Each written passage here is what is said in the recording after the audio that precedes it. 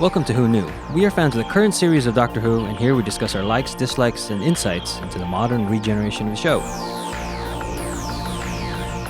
Subscribe, review, and listen to us on Apple Podcast and Spotify, or our YouTube channel, youtube.com/WhoKnewPodcast. All our episodes are on WhoKnewPodcast.com. You can leave comments there or email us at WhoKnewPodcast@gmail.com. We also have an Instagram and Twitter account. Tweet at us at WhoKnewPodcast. Find us on Facebook. Today's episode is Series 10, Episode 1, The Pilot. The Doctor is now living and teaching at a university. He and Nardole learn that their new friend Bill Potts has unknowingly made a deal with an alien race that could threaten the Earth. This episode is written by Stephen Moffat, directed by Lawrence Goh. It originally aired on the 15th of April 2017 and was watched by 4.64 million viewers. Hi, this is Eugene. Let's introduce ourselves. Hey, this is Josh. Hi, this is Frank. Hi, this is Brian.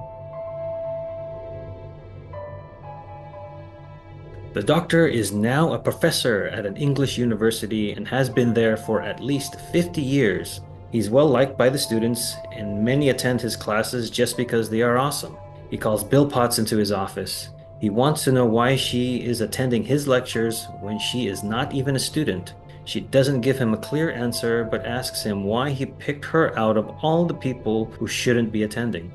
The Doctor says that when confronted with something new, she smiles when everyone else frowns. One day, Bill follows the Doctor and Nardole into an underground bunker where she sees them working on a large vault door. Before they find her, she goes back upstairs and runs into a woman named Heather. She recently saw Heather at a club. Heather wants to show Bill something. Bill agrees, and Heather shows her a puddle in a concrete lot. Looking into the puddle, Bill just sees her reflection, but then notices something is wrong. Heather leaves even though she said she'd never leave Bill behind. From within the puddle, a voice says that the pilot is located. I have a discrepancy about that. Okay. I mean, I think it's supposed to be confusing. Like, who's the pilot? Who's he talking about? He's talking about her. He's talking about her. But like, let's saying the pilot's been located, it's already got her. And I'm jumping ahead here. Yeah, I think it's supposed to be misleading. No, because it's the pilot is located and later it's the pilot is acquired. So they've just found a pilot. They haven't gotten her yet. Oh, that's right. Okay. So she hasn't gotten sucked in. I got a little confused. Yeah. Oh. Okay. Negate everything I just said. Done and done. Cool. I like this opening. We're introduced to, like, this is a reboot, sort of. So we get Bill coming in, and her theme is nice and kind of light, optimistic, almost whimsical. And to me, this isn't a bad thing, but it sounds like the menu waiting screen of a video game. It's like kind of calming. I'd have to listen to it again. Yeah. It is nice. Let's see. Overall, what I like about this episode, starting at the beginning, is that it's so just grounded in everyday. It's not anything that comes off big. We don't get a big plot yet. We get, okay, there's something wrong with the water, but it's just giving us, like, this whole episode is character information, character driven. So on some of them, they put in like Silence Will Fall as a big overarching story arc. This one has the beginning of a story arc, but it's not anywhere near the main part of this episode. It's not anything that's really highlighted the vault, what's going on with the vault. So I like that it's there, they set it up. So it's like from the beginning, this is going to be something we're going to be talking about. But that's all the information they give you on it, really. So I thought it was a really nice one to focus on the characters and developing this new character that we just got, her everyday life. So we get to know her, then going on into the strangeness of Doctor Who. Yes. Yeah, it's great because she's the main character. Yeah. Yes.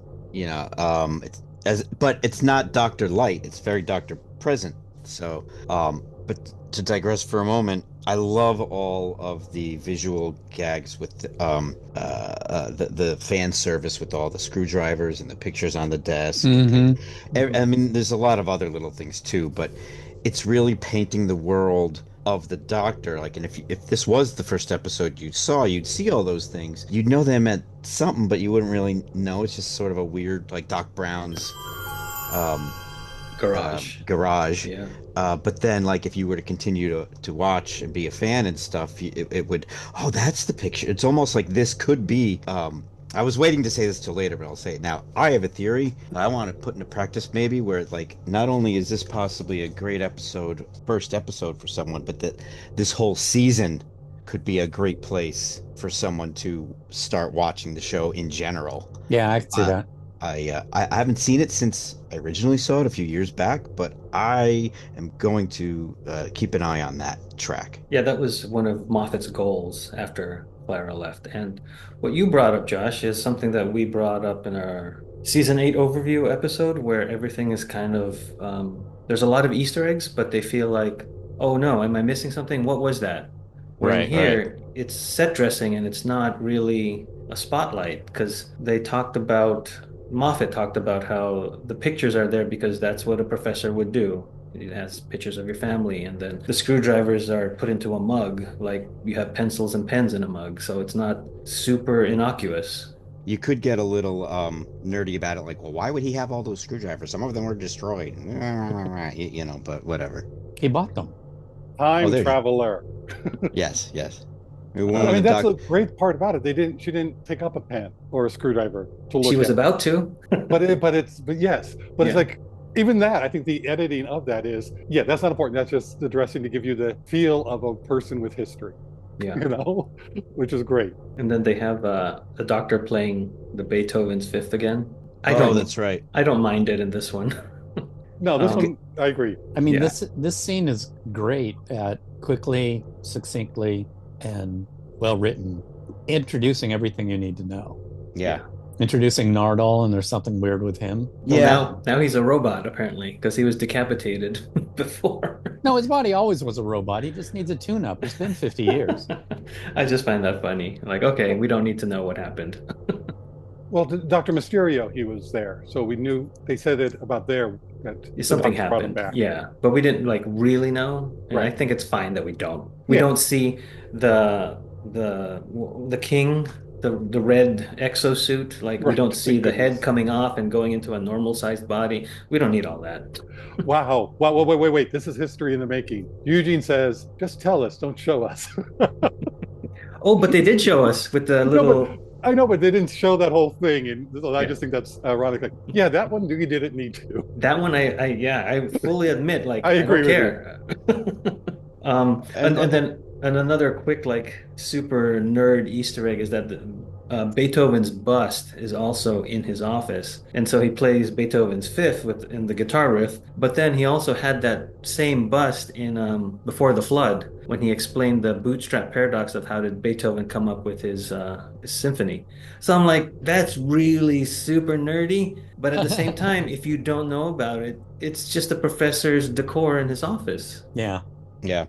I love the way they explain that he's been there for years. You get like a lot of time traveler nerdy stuff. It gives you everything you like about Doctor Who in this, in the first 5-10 minutes. Yeah. Also, I noticed something on this last watch. So it's not made to be a big deal, but he doesn't remember Clara at this point. Okay. Clara's memory is wiped from him. But he has a blackbird on his desk. A raven, if you will. Yeah. I didn't know if it was a raven. It looked kind of small, but it's like, yeah, he has a black raven on his desk. And it's just kind of, oh, well, it's not gone completely kind of a thing. He's got those after effects. And I don't know. I just thought that was a great little thing once I finally noticed it. And it doesn't draw attention to itself if No, you don't not know at what all. it is. Yeah, I know what it is, and I didn't see it until last night. So And then we get the anticipation of what do I call you? The doctor is not a name. Doctor what? Yeah. Yes. I like that. Moffat's favorite thing. I like their banter between the two. I think they did really well. Mm-hmm. And like Josh was saying earlier, you get to learn a lot about Bill because she's asking, well, the doors are too big, doors are too small, and the windows are too small. You couldn't get it in here, so did you build it here? Talking you about the moved part of it. TARDIS. Right. Yeah. And just that whole scene of, so you used to, it was like trying to figure it out logically what it would be. I thought was one thing that the doctor would look for. And she had no qualms about asking anything. And I'm glad you bring that up now because that's later on a point I want to make when it comes back. Yeah. And they had that how the conversation ended, I thought was really interesting. Just the doctor asks her, they're talking about coming to school, how long do you want to be in school when she's about to leave? And he goes, oh, just to serve chips. And her thing was in defensive. It's just such an insult to her. And then she goes, well, we're done then, aren't we? I can go. It's like, cut it right there. Didn't make it a scene out of it. It's just the way she handled it was like, okay, that's something good to know about her, how she's going to deal with this. I just thought it was an interesting little play that they did. I liked it. And Bill, or the doctor, has been teaching for 50 years and not taken another student slash companion in that time. But he could be time traveling, whatever, we could write that off. But when he does take Bill under his wing, he says, I only expect firsts from you. Right. And then I looked that up. That's their way of saying I only expect A level work. Like first is or first class honors is the highest undergraduate degree classification, awarded for scores of 70% or above. In the UK, that is. And I do like the line where she's going, well, I'm not a student. He goes, oh, we'll figure that. Well, that's supposed to be done beforehand, talking to a time traveler. So it's like, oh, I just like the little double say on that. Yeah, I did take care of it before, or will take care of it before. Kind of. I will say too, like when she meets Heather in the bar and this, that, and the other, like this episode creates that perfect kind of tension that like something's up, but nothing's gone wrong yet, and then of course the episode almost goes into horror in a lot of places, but or actually does. All right. But even the every kind of tension, there's comedic tension, sexual tension, story tension. It's just really, really gripping on a number of levels right from the get-go. Yeah, I think that's you saying that. I'm aware of it now, and I think that's why I like it, is that there's a fresh start. So we're okay with that sort of tension in the beginning, where when Clara was at the end of her run, I felt like the tension was forced. Mm-hmm. Forced, is that what you said? Yeah, it was like forced. It didn't feel natural like it does with Bill and the doctor. Mm-hmm. Yeah. Bill tells the doctor that her mom died when she was very young, and she doesn't even have pictures of her. Back at her home, Bill's foster mother shows her a box filled with photographs of her mom. In one photograph, she sees a reflection of the doctor taking the picture. At the start of the new term, Bill sees Heather again staring into the puddle, but when she gets closer to it, Heather is gone. It turns out she is now in the puddle, and the voice says, "Pilot engaged." When Bill tells the doctor about the puddle, he discovers that the water doesn't show you a reflection. There is something in it that mimics you. Later, Bill sees Heather in the schoolyard. She's completely soaked and gray, and Bill realizes she's dead. Bill runs to the doctor's office, but the puddle follows and grows into Heather. The doctor and Bill escape into the TARDIS. Now with Nardole, they travel to the underground vault. The doctor believes that what's inside could be the reason for the alien in the puddle. Again, the puddle finds them. They escape in the TARDIS to Australia, but the puddle follows them again. On a planet millions of years into the future, Heather emerges from the puddle right in front of Bill. I thought it was a really touching, moving part when Bill opens the box and sees all the pictures of her mom. And I just loved it a lot. And then you just see the doctor taking the picture. And I'm surprised she didn't just ask him about it. And this also is near the beginning where she tells him that she's living with a foster mother and she doesn't really remember her mother. She died as a young child. And he goes into the past and takes pictures of her mother. Yeah, I think she got distracted at that. I was waiting for that too. But if you watch that bit, I think she got distracted when she was looking at it. So maybe it kind of, you know what I mean? Mm-hmm. I think Right. that's one small hole. But do you guys remember? Does she mention it later on in other episodes? Does she call back to it possibly? I don't think so. Actually, I mean, she does. Maybe I missed something, but she does notice it. I think that's She definitely does see it. Yeah, she definitely sees it, but she sees it, and then it cuts to her coming into his office. So she doesn't mention it. it Yeah. is It's blurry. just not. It is blurry. It's not. And that's such a. If you're a time traveling companion, you may look twice at that. But if you're just a regular person, it's never going to occur to you. I wonder if if the doctor is a time traveler.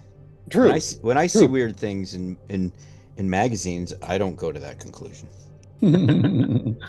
I do like the setup for this sort of payoff is because it's Christmas time, so they're celebrating in his office, and she buys him a rug, which again shows how smart she is. we'll get to that later. But then he goes, "Oh, I didn't get you anything." And as she starts to talk and she says something like, she mentions her mother and she goes, "If someone's gone, do pictures really help?" So in my brain, I think that her mom never had any pictures that Oh were yeah. saved.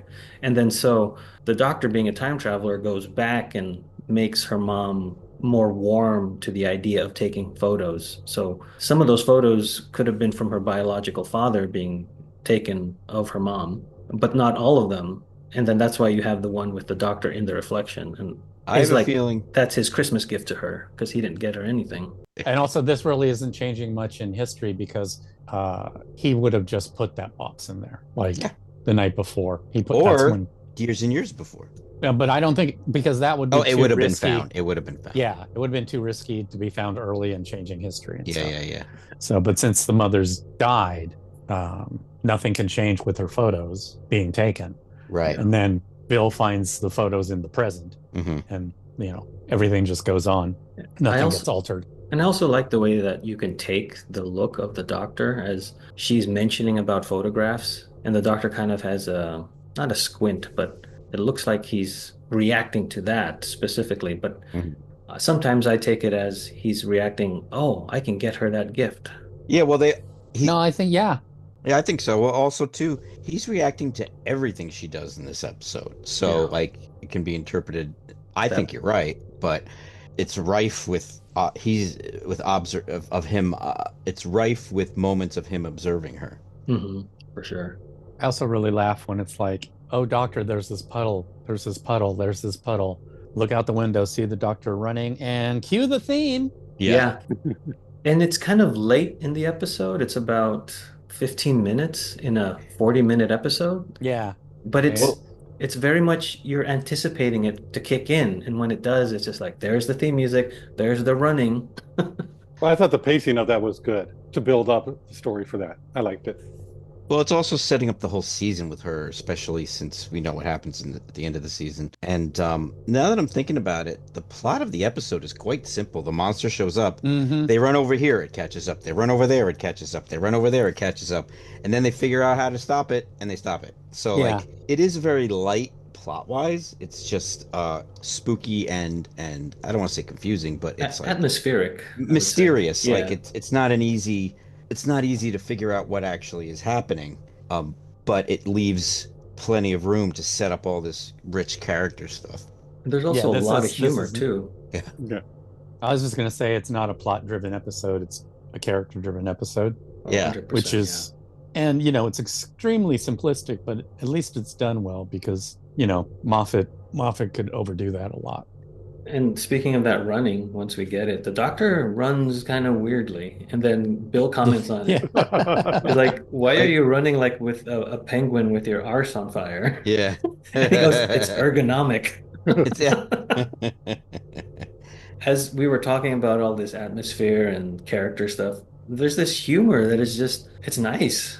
Yeah, Yeah, it's very organic. Yeah. It's organic and it's very rhythmic. They both bounce well off each other, and then Matt Lucas does as well. And it's Yeah. not as biting as other humor when he first came on. Mm-hmm. Well, he's different now. He's not. No, I know, but it's like it's a whole different feeling to it. And his relationship with Bill is very different. It's more playful rather than antagonistic. Right. Mm-hmm.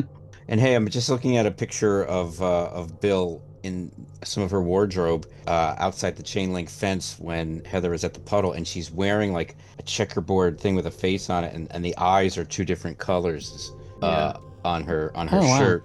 It's real. It's like Underneath the jean jacket, that's what she Yeah. wears. Oh, and speaking of that, when the doctor is running across the schoolyard and the theme is playing very loud, the lining in his coat's blue. New coat. New coat. There's several different coats in this episode. No, I know, but remember, because I had asked you about that, you said, "Oh, it's red." Oh. And it is red, but it's red later after he changes his coat. Yeah, because this one is Which- the navy blue one with the blue which- lining. It was just dark for me. I thought it was black. That's what it was like. Am I losing my mind? Because it looked red, and I'd forgotten that he changes his coat. But I also really love that he changes his coat because it's almost like, okay, now I'm in working mode. No hoodie. Now I'm getting ready to work, and he's you know. Yeah, he's very formal when he's in the TARDIS. That's Right. nice. Yeah, when they get, did we get to that part yet where he's in the Not TARDIS? yet, not yet. Okay. I noticed that when they were in Australia, there's the TARDIS. They obviously just came out of it. It obviously appeared there. No one seems to notice, and that makes me think of like, well, it must. I said it. I was like, well, it's because it's got a perception filter. Yeah. But like, I could see someone watching this for the first time and being like, how come no one noticed that? And I like that. Like, there is a canon or lore reason for that, whether you know of it or not. But they didn't like throw it at the audience in that moment, you know. Right. And that's what I think is the difference that we're picking up on this episode. It's like a fresh start, where last season it just felt like too in your face with the references and things. Hmm. And then here we also learned that Bill is a sci-fi fan. When she Yes. talks about, well, haven't you seen sci-fi? Is she possessed? Meaning Heather. Does she have a lizard brain? So there's these funny things. And the doctor's like, okay, tell me what you're thinking. So I like that. How do you think they did her eye? Just a contact lens, or was it done Okay, after? so behind the scenes, they tried the contact lens, but her eye kept tearing up, so it didn't work. So they just CG'd it. It was just much easier. Wow, that's a lot of extra money. Well, it's not very effects heavy this episode. No, but still, that's a lot more money. It's More than a Doctor Who. contact lens. Yeah. Damn day Well, players. It's cheaper than hiring a new actress Yes. or who won't tear up. There's always like, do you know the story of Buddy Ebsen? I mean, Uh-huh. the Tin Man, who he was Yeah. originally going to be the Tin Man, but he was allergic to the makeup. Instead of like, well, why don't we change the makeup? Who's not going to be allergic to this toxic makeup? Actually, they did change the makeup. Oh, they They did. changed the actor and the makeup. Oh, what was Buddy just like? I'm done. I think they tried changing the actor first because it wasn't. I think he went into the hospital because of it. Oh, so So they needed to get a new actor, and then it must be still our having a makeup. problem. Then they did the makeup. So, I guess it wasn't just Buddy. Right. And wasn't the guy who got sick? He was a famous actor, wasn't he? Or became a famous actor? The guy who played the Tin Man? Yeah, originally the one who got sick. Buddy with the Ebsen. makeup. He was, Buddy Jed Ebsen. Clampett. Oh right, sorry. Jed It's, Camp. it's Wizard of Oz. It sucks. Hey, It sucks. you cut that. You cut that out. I'm gonna turn this podcast right around. With what machine, Frank? What machine? Yeah. It's an empty threat. It's always an empty threat. Bad, Brian. Okay. Sorry, I know things are a little bit out of order, but do we get the thing with her foster mom at the bar? I think it happens next because that's when. Oh, is that when they start running? No, Yeah, it's- that's when they it's- start running. It's before this. Okay, so I'll talk about it now then. Yeah. Good. That whole thing with the kind of a fake out and a sort of horror trope Yeah. where you have Bill comes into her apartment with her thinking her foster mom is taking a shower or a bath because you hear the water running in the bathroom, and then she gets the call from her foster mom saying I needed some time alone or some time for myself. And it's funny because she mentions, oh, are you back with Neville? And then she goes, what would make you think I'm such an idiot to get back with Neville? Well, you're calling from his phone. And then that funny moment is then contrasted with, oh, she's not here. Who's in the bathroom? And then I'm like, this is great. It's taking two sort of tones and it's amplifying both tones because of the counter that they are to each other. I will And say. continues it in the bathroom. So when she opens it up, there is nobody there. But then there's somebody in the shower, And then the drain. and then you get the shower and nobody's there, but you saw the silhouette of somebody. Mhm. So that was great. And then the drain was definitely a jump scare. That was great. Yeah.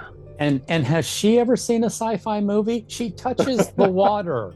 Don't Well, touch the water. And earlier, when the doctor took the sample, he said, "It's not water." So I'm like, "Why are you? Yeah, You just knew that." She's Yeah, but aware. she's new. Yeah. It's to her as humans would be like, I'm not imagining it. There is water all over here. So it needs the proof on that point. Yeah. You gotta suspend your disbelief to a certain degree. Yeah, but I like it all despite Yeah. the Oh, yeah. criticisms. It's great. Oh yeah, it all works. Yeah, we Also, get too, nitpicky. she doesn't come off as like a dumb, weak damsel. Mm-mm. She No. it's almost like I know I'm doing is maybe I like she's thinking it through. I She don't know. That's her doesn't. umbrella. She doesn't completely accept it like some companions do. Right. But she also is like, okay, wait a minute, I need to figure out what's going on here. Right. You know. The only thing that did bother me, like you were just saying, is she didn't even think to avoid the water. Yeah. Yeah. Yeah. But she brought Unless, an umbrella. oh, That's In case true. something I did didn't think of happen. that. That is true. I I just mean, kept thinking when she maybe grabbed if the she opened it. she has that protection now. But I Well, just kept thinking of foul play. mm, We're bringing your umbrella. or it could be a Seventh Doctor reference because he carried an umbrella. Sure. Let's say that.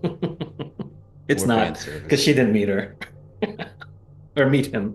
I mean, she's the one who figures out that he can't be an alien because what he's speaking Right. has the letters TARDIS, and Yeah, that only yeah. works in English. And I like how they never even he's confused about that too, and then they just go past it. Like Yeah. it's just Yeah. like I mean, don't think about it too so much. I think that's the beauty of this episode is that they do so much, but they don't make it heavy-handed Yeah. for Yeah. any of it. I mean, one thing Mhm. that I really like about the photograph moment is any other showrunner or writer would have put that at the end of the episode. So it's this big, cathartic, emotional, look at what the doctor's done. That's my mom. And here it's like, here's your Mhm. Christmas present.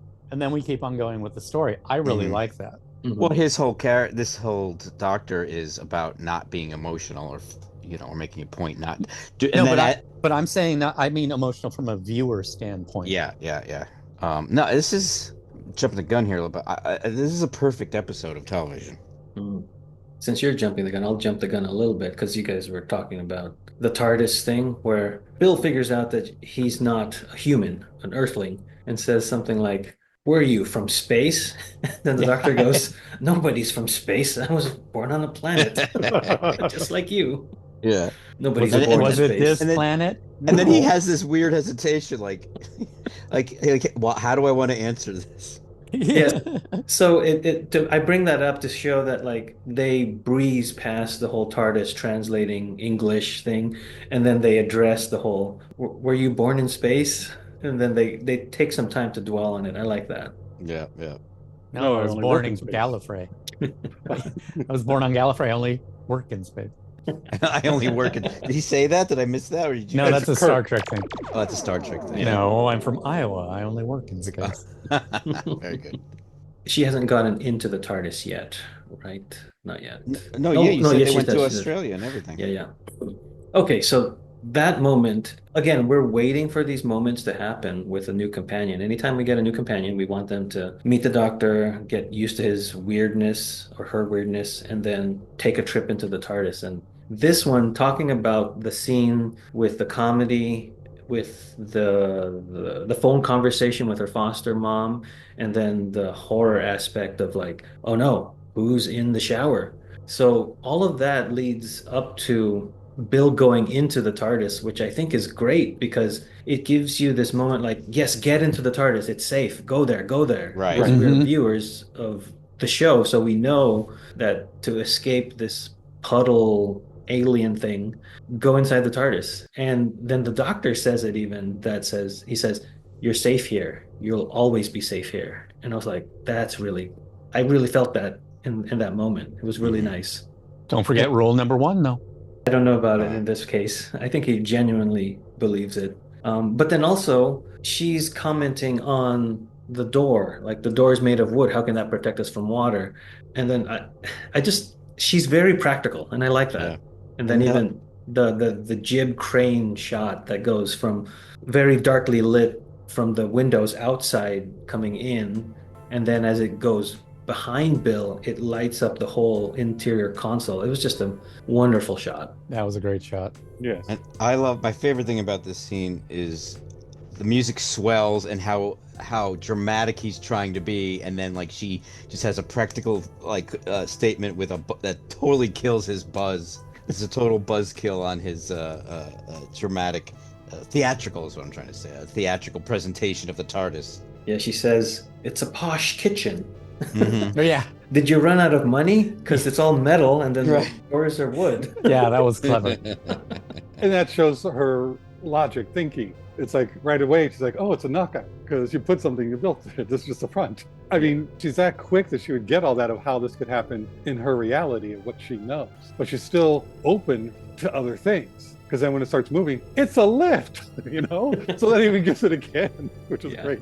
She's also pretty quick in the... Did I interrupt you? No. She's also pretty quick when they first meet, where she's like, what is that? Well, it's a box, a police box. Yeah, well, okay, how'd you get it in here? Or no, did you put it together? And he's like, no, you know, insulted. Well, then how do you get it in here? The windows aren't big enough. And there's just like this teeny tiny little bit of, I took the windows out. Yeah, he's like used to lying to people who aren't so smart. Yeah, it's like, oh, I have to really keep ahead of her. So, and then later on, when she says you broke through the wall to the next the room, it's like, very good. And then later he's just like, this is the gateway to everything that ever was. And she's like, can I use the toilet? Yeah. Again, with that humor juxtaposed with that immediacy of like, let's get to someplace safe. I love that. Yeah. And then Nardole comes up, he's like, human.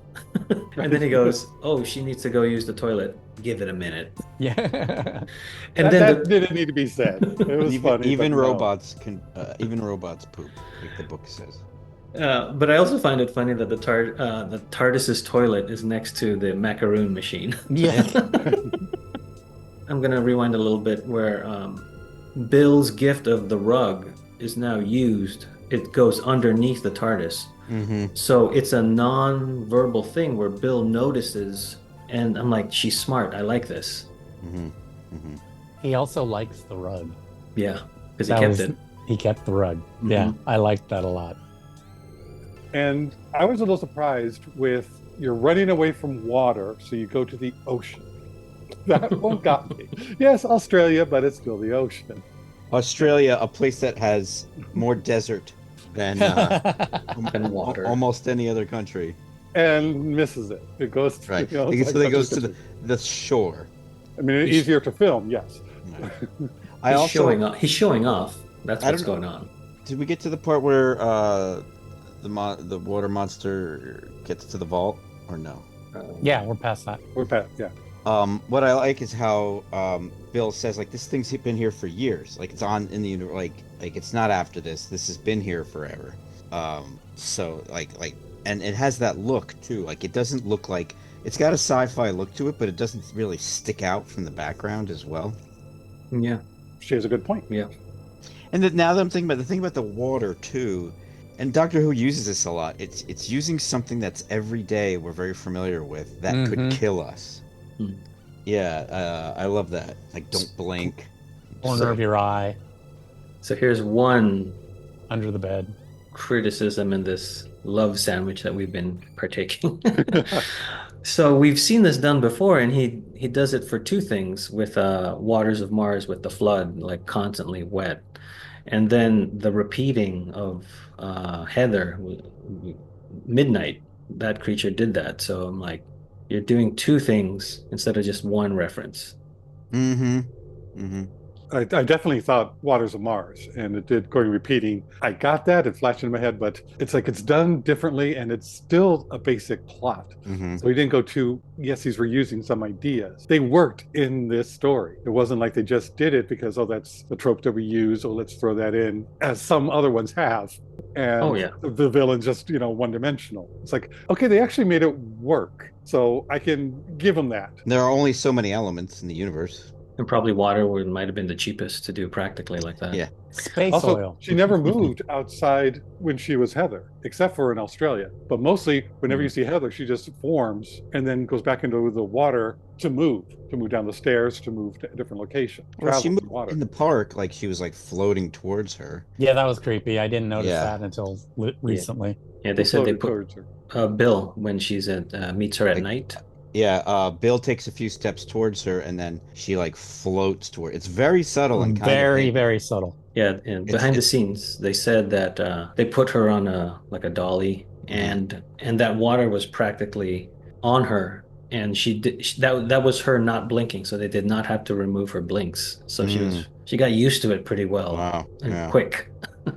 But in Australia, they also used it, but she was faster. So it made me visualize what that would look like, where her feet or the bottom of her would be water to move for the rest of it. So she's partly transformed. Right. Like that's the only way I could think that would happen. She's not like floating, but to me in my brain, the bottom, I don't know if shins down or what, became water so she can move. Right. She didn't step. Right. I don't think I that thought it was a good I, little thing. I like that. I don't think the water thing really worked as well as they thought it would. So they just kind of, I only remember it in one shot and it's a long shot. And she only moves like, I swear, half a foot. They definitely, had their money shot. There's their special effects money shot. And I think it was cut, edited very well and put together very well to cheat the eye, editing tricks and stuff like that. I thought it was good. Going back a little bit with the anticipation of that line, it's bigger on the inside than it is on the outside. That's what Bill says. I like how Hey, we again, got there. Yeah, it's another comedy moment where we're like even it's kind of like breaking the fourth wall where they high five and like, oh, we finally got there. Right. and then it goes on a little further with the doctor saying, "Is it my imagination or is this taking longer than usual?" And then Nardole kind of explains what the TARDIS is. Like, imagine a very big box fitting inside a very small box. Then you have to make one. That's the second part that people normally get stuck on. And at this point, it becomes almost like a Star Trek episode where it's a misunderstanding because the Doctor is now saying evil looks different to different people. Maybe this thing is just hungry. We don't know. And so I like that he brings that up. Yeah, I thought that was a great line. And then the joke of, do you think your bacon sandwich wants to be your friend? Is that what he said? Yeah, something like that. Yeah, I did like that it was just not a villain. It was not a monster. It was just an entity doing what it does. It's just a life form that does what it does. I didn't get any malice really from it. Well, it does scream and try to get them. That's just what I'm a It's little after confused her because of the motivations of the pilot. Why does it even want? That's what I'm a little confused. Like, why does it even want a pilot? What's it trying to do? We'll get there. Okay. Yeah, it'll happen at the end. And it does kill Heather. Yeah. There's a like, even though, well, I'm hungry. Well, yeah, but don't eat people. Yeah, but that's not the motivation of it. It's not for hunger. It's because it's trapped and can't get out of the planet. It's trying to pollinate. Like, it needs something to move. It needs something to transport. Right. Okay. All right. Yeah, but it kills her. Yeah, we're not arguing that. But it doesn't kill her with malice. It kills her because that's how it has to take her essence, or whatever, to then move around. That's what I mean. It's not to conquer the world. It's not to do anything okay, yeah. evil-wise. Yeah. It has to do what it has to do to survive and get out of there. We don't know all the story before it, but I never saw really any malice, or maybe that's Heather's influence on it. Yeah, we don't know. Yeah, but we don't know. All valid. I remember thinking originally, and and watching this now, just what a sad story it is for that girl. What a horrible, sad story. I kind of feel like the aliens in Galaxy Quest when they think of Gilligan's Island. Those poor people. Those poor people.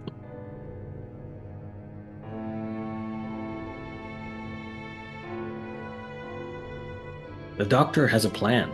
He takes them into the middle of a Dalek war, but Heather is already there. The Daleks fire on Puddle Heather, but with no effect.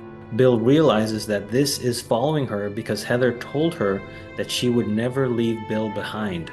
The Doctor tells Bill to release Heather from her promise, but instead, Bill takes Heather's hand. Immediately, Bill sees magnificent images that the Doctor's voice says are a lure, a trap, a way to make Bill part of Heather. And Bill has the strength to say goodbye, and Heather disappears. So I think that's what you were asking earlier, Josh.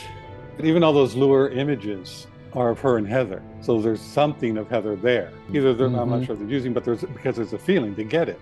So. Right. Well, all of our thoughts and memories are things that are in our brain, or neural pathways in our brain. So technically, it's a physical thing. Were the aliens the Daleks were fighting? Is that from anything? So that is another Easter egg. Oh, okay. I'm glad you brought that up. So this is the first on-screen appearance of the Movilians since they first appeared in Destiny of the Daleks with Tom Baker. That is, the Doctor transports them into a middle of a previous existing story. So I thought, if you don't know that, it's just weird aliens fighting each other. Yeah, I didn't know that. Know that. I assumed it probably was something like that I just was unaware of. I mean, it's funny because it's very specific what the humanoid aliens look like. Yeah. Because I was watching things to kind of see what can we do for classic Who episodes, and this was one of them. And I mean, I remember watching this the first time, and I was just like, okay, weird aliens fighting Daleks, whatever. Yeah. I mean, Daleks don't always just fight Time Lords and humans. I'm sure they fight everything else. But that's such a And specific look Yes. that yeah, like if it was just some generic, they would have been like in uniforms and rags, like Yeah. depending on.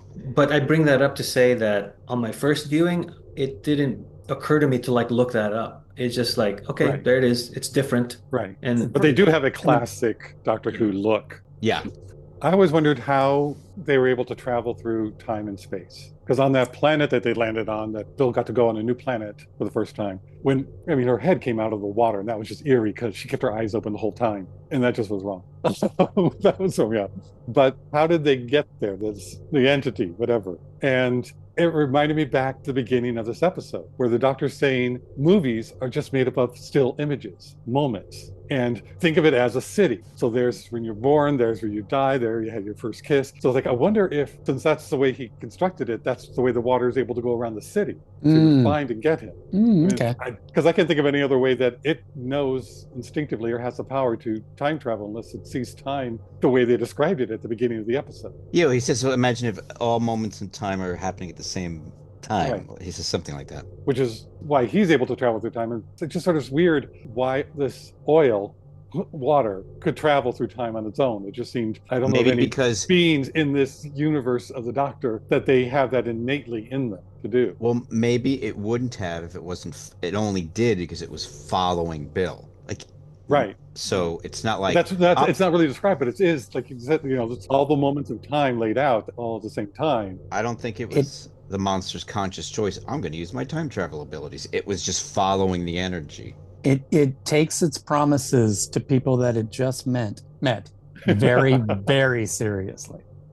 So Right. it traveled Again, like through Galaxy space. Quest, they don't understand the subtleties of puns, or yeah, well, I didn't mean it that way. Been floating in space for 23 million years to get to the planet before the Doctor and Bill get there. I mean, 23 million years, that's what, a day to the Doctor? He was in place before a billion. So Well, one thing I noticed, I like Nardole a lot better now than I did previously, especially with River. And then he was okay, I thought, in Dr. Mysterio. I started getting this one. I liked him, and I finally figured out why. The way he said this one line when they're all going, I'm going to take the Doctor saying, I'm going to take it to the deadliest fire in the universe. And the way Nardole repeats that, oh, the deadliest fire in the universe, that's good. We'll go with that. Is Matt Smith. It was so Matt Smith in the way that he said it. He's And dressed some of the like that comebacks. Doctor as And well. he's got, it's like, oh my God, he's doing Matt Smith. Oh, okay, that's maybe why I like it. Or they're writing it in a different way where they're getting that kind of a character. So That's funny because when Capaldi had his first season, we were like, he's saying lines that are meant for Matt Smith. And then finally, Moffat figured out how to give those lines to somebody that works. because it didn't work with Peter Capaldi. It's not his Yeah, it's not his style. or essence of the Doctor. It's not who Yeah. he's portraying. So it's like it didn't translate. But this one, I don't know, watch it again and see, or watch those lines. It just sort of hit me. You are now reminding me of that moment. And then after that, I think that the Doctor throws him, it's either the fourth or the fifth Doctor's screwdriver. yeah, And he catches it. And if you watch it again, because I watch it several times, it's an edit because it's like he catches it in like this. So he's already up here. You don't see him actually like grab it. I mean, like his hand is out of the screen. Like it's like this, bringing and then it he down. just goes like this and he got it. It's cool. I It's, gotta a- look at it's that. an expensive prop. but then he's in the war with the Daleks, and then he's just going from console to console or outlet, and he's just going beep beep beep beep. He's switching Just- hands, which Yeah, is like, and he's you're sabotaging switching it. hands with it. Wait a minute. But it's just like he's so comfortable. It's just great. yeah, And he knows how to fly the TARDIS. I'm going to enjoy this season more now that I like Nardole. Because at the beginning, it was not my favorite at all. I can Yeah. enjoy it more because I like this Also, season. I've always been like, I don't understand why this character's here, but I'm starting to get it. It's a good mix to have that three of them. hmm Well, when like this episode, I was like, okay, he's the android companion. Like he was, and now that I don't, last time I watched this season originally, I didn't make the connection. Oh yeah, he had his body turned into a big giant robot. So over the last 50 years, he's been trying to turn him into, a person. Yeah. I do like Bill's reference. Nardole says, "No, that's the doctor never noticing the tears."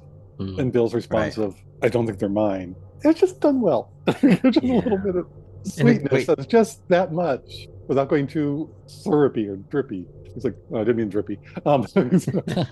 Schmaltzy. When you were saying earlier, Brian, about how they put that emotional bit with the photograph earlier in the episode instead of the end, like I got really emotional at the end with the two of them, but then when, the pilot was repeating Yes. everything Yeah. said, and yeah. then the last thing she said that she didn't repeat, she said Bill instead of Heather, and like that Yeah. that really got me. It's also when she says, I really liked you, she's smiling. Yeah, And that's the first time and only time she smiles in the episode. right, right. So it's like, yes, there is something there. It's not Mhm. just repeating. And they said it well with the right tone where you get the meaning, even though they're the same words. It Yes. didn't feel like a repeating. It was the It was- allowing of yeah. the person to let go of that promise. Yeah. It wasn't a mimic. Done well. Yeah, and even like Bill being strong enough to pull away from Heather and the water thing. I mean, it just shows what the doctor sees in her, why he would invite her. Yeah. And it just takes us as linear time traveling human beings to see that in a 40-minute episode. Like I love that Moffat put all that in there so that we go, this is why she's worthy of being a companion. Mm-hmm. And it wasn't a battle. It wasn't a battle with her. It's like she heard the doctor. She knows this isn't Heather and not to go, but still had to say her own way as goodbye and let it go. It wasn't us. I can just see another series where there's that battle of trying to get out, of the companion, trying to leave that crap. It's like, no, she had the strength and she knew she would let go. I really liked Bill. It was a good episode to introduce this companion. I liked it. That's why I was looking forward to this season more than, or, to rewatch it for the podcast. I was really looking forward to it. Well, don't build it up too much. I still enjoy it. There are still quite a few Moffat throughout the season. Yeah.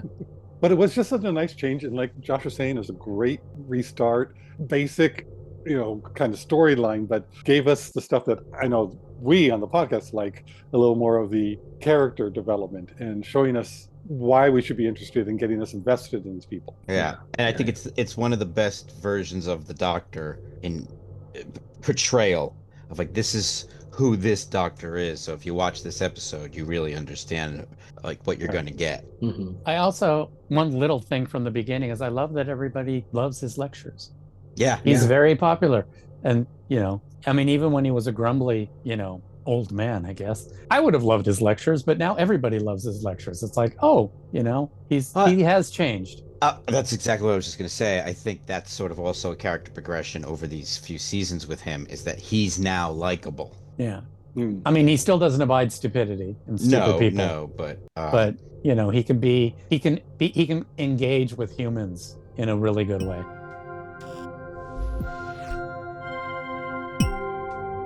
Back in the school office, they discuss what has happened. But then the doctor says he needs to wipe Bill's memory because no one can know that he has a mission to fulfill. Bill figures out what he plans to do and argues, how would you like it if someone did this to you? He hesitates and he can't do it. Conflicted, he tells Bill to get out. Bill hurries to the yard and runs into the doctor. It's a big universe, he says. What the hell? They run into the TARDIS and travel off together. It's nice. Yeah. He's upset with Susan looking at him. He's upset with River looking at him. He's upset that the TARDIS moans at him. He's like, I made a promise, but we don't know what that promise is. I like it.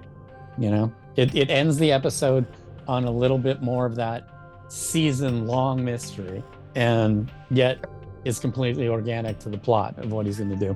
And then I think she says, like, after the doctor says to Bill, get out, she runs out into the courtyard and then sees him waiting at the TARDIS. And then I think she says, what changed?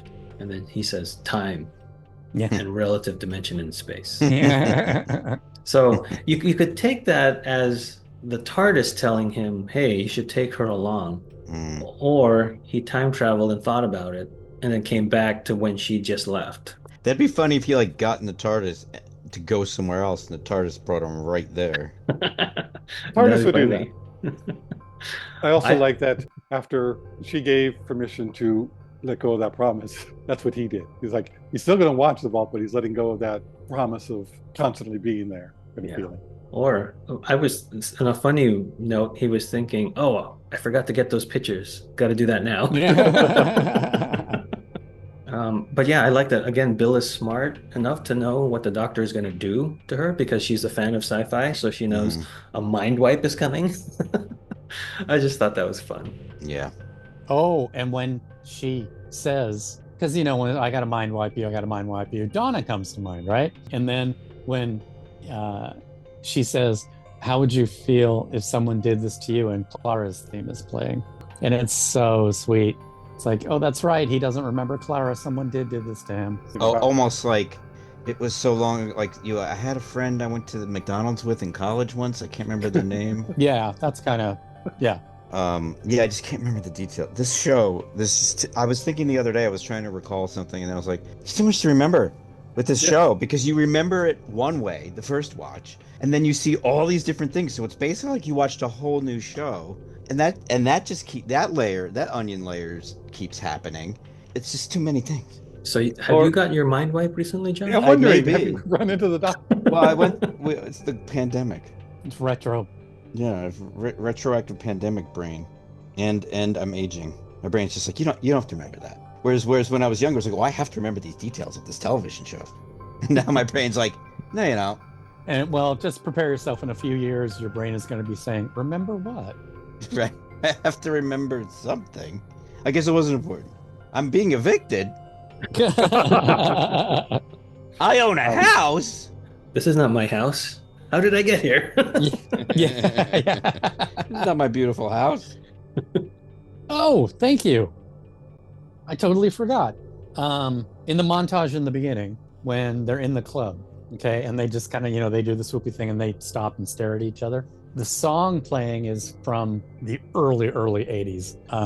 And it took me a long time because it's one little tune. It doesn't have any lyrics, and I had to play it over and over in my head finally the lyrics clicked in. And the name of the song is "Love Will Tear Us Apart" by Joy Division. Right, Yes, right. Joy Division. And if that isn't the 80s name for a band, You're right. but yeah. Oh yeah, so that means it's kind of like Russia 80s hit 10 years later. But I just thought that was a perfect song. And again, not blatant, not in your face, just going on in the background. I mean, I think over the year-long break, somebody said to Moffat, subtlety's nice. Why don't you try subtlety? Well, I also, it'd be interesting. Who directed this? Oh, you're gonna get to that. I already got to it. Lawrence Ago. How many has he done? Like, what's his history with the show? He's only gonna do this one and the next one, Smile, and that's it. Because I had someone say to me once when they were just watching one of the shows I directed on, I think it was Spear or whatever, she was just like, I could tell which ones are your episodes. I'm like, you can? There's a lot to be said, depending on the production, of course, how much input a director has. Sometimes a director on a show is just a hand being manipulated by the producer. And sometimes they really do something like what you're saying. Like someone else would have really made that a big deal, but someone else understands the subtlety of it. So... Oh, I didn't realize it. Also, it kind of mimics what happens at the end when they hold hands. They're just they're on the opposite sides, so they're kind of reflecting each other. It did take me a while to see the reflection incorrectly in the puddle. It's like, what are they talking about? Because they don't really focus on it, so you do have to really look at it or see what the difference is. Because it is just wrong when you see yourself not reflect. It's just wrong. See, I'm a weirdo that way because of the pandemic. We all went through Zoom and sort of remote video conferencing things, and I would put it the option to flip it so it looks like me and not a mirror. And at first I was like, oh, it looks like I got punched in the face on one side. Yeah. So, but then the more you see that, then you get used to it. Just like the sound of my voice with editing podcasts and things, our episodes, that is, I get used to it. I don't cringe at it anymore like I did when I was a teenager. Mm-hmm. So this episode is on DVD, Blu-ray, and there is commentary on this episode, the pilot, and it features Pearl Mackie as Bill Pot, or she plays Bill Potts, and Stephen Moffat, just the two of them. So it's nice to hear both their thoughts. Oh, I'm going to hear that. You have the DVD or Blu-ray, right? I do. Moffat said that he wanted the doctor to be on an undercover mission. So that's why he's at the university. And on this recording, Moffat was already done like with the show. Like they had announced Chibnall as the next showrunner. So he already acknowledged that that happened. And the Christmas gift that the foster mom gives Bill was originally supposed to be 30 pounds, but then I think it was the director's like, that's too much money. It has to be 20 pounds. Like, that's not enough money to do much with. So we don't know those notes, but that's what it is. You know, those currency notes, but it's the equivalent of $20, which if you convert it, it's probably closer to 30 US dollars. But anyway, yeah, just to make Bill Potts' situation a little bit more sadder, they lessened the amount that she gave her for Christmas. And then Jenna Coleman told Pearl, as the incoming companion, to practice running to dramatic music. So I don't know if Pearl's choice for how Bill runs is an actor's choice or if that's actually how she runs, because it's very, to me, comical. And then Moffat couldn't figure out the reverse shot with Bill's patch. That's how he said it. And he figured it out while going to work on the train, and it just dawned on him. And this was days before this episode aired. So it's crazy that for as detailed as Moffat is, he couldn't figure that out. Mm-hmm. Oh, and then Russell T. Davis emailed saying he loved Bill's delivery of the line, "It's made of wood," like the way she says that with the doors. And there, speaking of the DVDs as well, there is a Inside Looks, which sort of replaced the Doctor Who Confidentials or Inside Doctor Who. It's not really a behind the scenes, but it's more of a prolonged teaser trailer. So they don't really tell you much, but there is a thing on it. Okay, so going through the cast, we have Pearl Mackie. This is her first appearance as Bill Potts, the companion for this season. And then Matt Lucas as Nardole. We mentioned his things previously. And then we have Jennifer Hennessy playing Moira, the stepmom to Bill Potts. She was on the original version of The Office, that is the British version of The Office, as Jude. And she was also previously worked with Russell T Davies on Wizards versus Aliens, where she played Helen Clark. And she was also Valerie in Doctor Who Season 3, Gridlock, with Martha. She's the one in the car with Brannigan, the cat person, that okay. that Martha ends up sort of stumbling upon. She looked familiar. I've seen the British Office, but I mean, I couldn't pick her out Mm. or make the connection. I mean, Stephanie Haim plays Heather. She was Jane in Sherlock Season 4, the episode The Abominable Bride. She was also Lily Clark in Jekyll and Hyde and Charlotte Murray in Peaky Blinders. Nicholas Does Briggs. it say what season? I will find out. Hold on. So in Peaky Blinders, she was in Season 3. Okay, that's a bad one. Okay. Episodes 1, 2, and 6. Okay, thank you. No problem. That's what I'm here for. And then we also mentioned that she was under all that water at night and didn't blink. didn't get pneumonia. Yeah. And then I think Moffat, even in the commentary, was like, "Oh, I'm sorry for what I did to you." Yeah. It's like it wasn't really needed, I don't think. Yeah. But it was creepy. Mhm. True. And then we have Nicholas Briggs voicing the voice of the Daleks, ever stalwart Nicholas Briggs. And then this is an unintentional sort of Easter egg. The name of Bill and Heather, who become attracted to each other in this episode, are named for William Hartnell and his wife. His wife is named Heather. Aw. So Stephen Moffat confirmed that this was just a coincidence, but a happy one. One more thing about this, I guess, episode, season specifically, generally, is that season 10's soundtrack has not been officially released. And It greatly annoys me. yes, as a completist, as a nerd, it bugs Do you have any me. information on why? They didn't spend the money. Well, it doesn't make sense. I mean, I know. if all the other seasons are. They were cutting back so much. Yeah, but Like- they could do it now retroactively. Yeah, and everybody is hoping. It just hasn't happened yet. It just, yeah. Like I will tell you, this DVD or Blu-ray is like a single movie Blu-ray in the one clamshell, as opposed to like a more disc, what do you call that? Multiple discs. I mean, there are multiple discs, but they're in like two sleeves instead of like one sleeve for each disc to make the spine a little bit more book-like.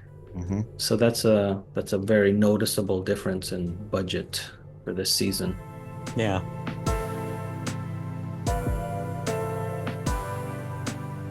All right, the pilot. Who is this episode good for? Or more specifically, this episode is good for who?